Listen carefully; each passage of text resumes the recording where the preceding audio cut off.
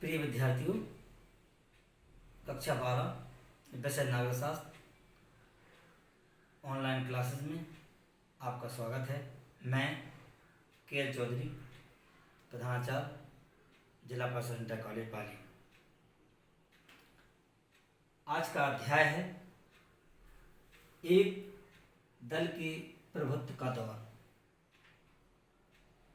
जैसा कि आपको विदित है कि इसके पहले अध्याय 1 का मैं वीडियो आप सबके समक्ष प्रस्तुत कर चुका हूं। उसी परिप्रेक्ष्य में ये आज का मेरा व्याख्यान है, एक दल के प्रभुत्व का दौर, era of one party dominance. अगर इस अध्याय के नाम को हम अच्छी तरह से देखें तो एक प्रश्न दिमाग में आता है कि वह कौन सा दल है जिसका दौर रहा। वह दल का क्या नाम जिसका 1950 के बाद प्रभुत्व रहा, अर्थात उसकी सत्ता रही। तो अगर हम अपने दिमाग में इस प्रकार के विचार प्रस्तुत करेंगे तो उसका उत्तर सीधा सीधा है कांग्रेस, भारतीय राष्ट्रीय कांग्रेस, जिसका वर्चस्व प्रथम 3 आम चुनाव में देखने को मिलता है। ये टेबल है। इस टेबल के माध्यम से आप अच्छी तरह से समझ जाएंगे कि एक दल के प्रभुत्व का दौर का क्यों कहा जाता है एक दल के प्रभुत्व का दौर। इस टेबल के माध्यम से आसानी से और सहज भाषा में अच्छी तरह से भली भांति आप समझ जाएंगे। वर्ष, कांग्रेस और कुल स्थान का मतलब उस समय लोकसभा की कितनी सीटें हुआ करती थी। तो वर्ष 1952 364 स्थान भारतीय राष्ट्रीय कांग्रेस ने प्राप्त किए थे। 439 में से 364, यानी 3/4 से भी अधिक का बहुमत। 1957 में 371, 494 में से। और 1962 में जब तीसरा आम चुनाव हुआ 361 स्थान प्राप्त किए, 494। विद्यार्थियों, ये बात बिल्कुल स्पष्ट हो जाती है कि जैसे ही हमारा देश आजाद हुआ और प्रथम 3 चुनाव 1952, 1957 और 1962 में जब प्रथम 3 आम चुनाव हुए तो भारतीय राष्ट्रीय कांग्रेस पूरी तरह से छाई रही। उसका वर्चस्व रहा, उसका दौर रहा, उसका प्रभुत्व रहा। तो स्वाभाविक है कि जिसके जो नेता थे, प्रभावशाली नेता थे, जिन्होंने देश आजाद कराया था, वो ही चुनाव लड़े और पूरी भारतीय राष्ट्रीय कांग्रेस पर उन्हीं नेताओं का बड़े बड़े पद उन्हीं नेताओं के पास थे। तो उनको एक विरासत, एक एडवांटेज उनको प्राप्त हुआ। तो एक दल के प्रभुत्व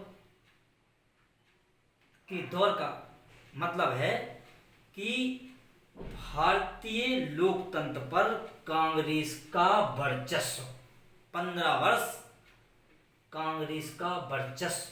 उस परिप्रेक्ष्य में, उस कंटेक्ट में ये पूरा चैप्टर है जो हमको समझना है।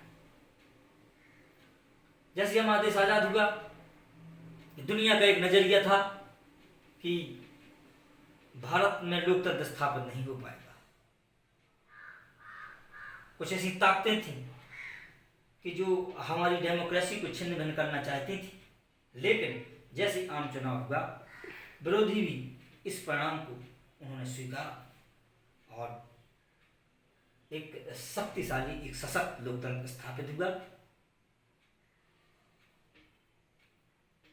इस डेमोक्रेसी के माध्यम से देश की तकदीर और देश की तस्वीर दोनों बदली। तो इसमें जो पहला पॉइंट है अपनी, लोकतंत्र स्थापित करने की चुनौती। तो जब हम डेमोक्रेसी की बात करते हैं, लोकतंत्र की बात करते हैं, तो बिना राजनीतिक दल के लोकतंत्र चलना मुश्किल है, असंभव है। बिना राजनीतिक दल की डेमोक्रेसी असंभव है।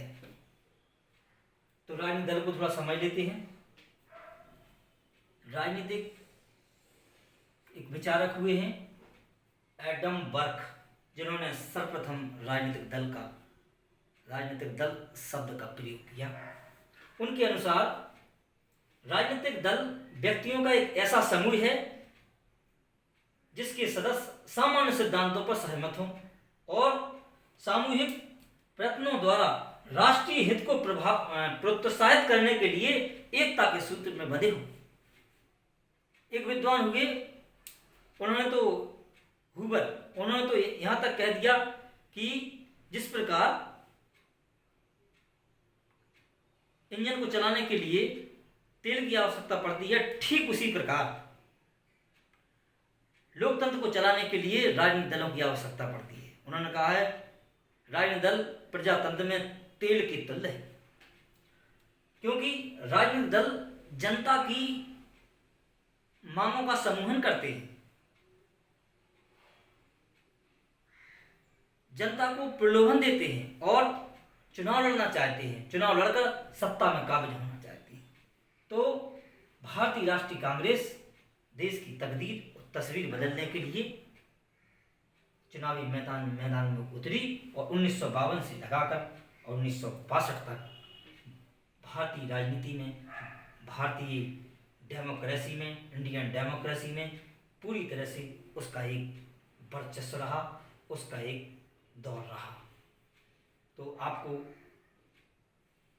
ये अध्याय समझने के लिए भारतीय राष्ट्रीय कांग्रेस का अध्ययन, उसके सिद्धांत, उसकी स्थापना, उसके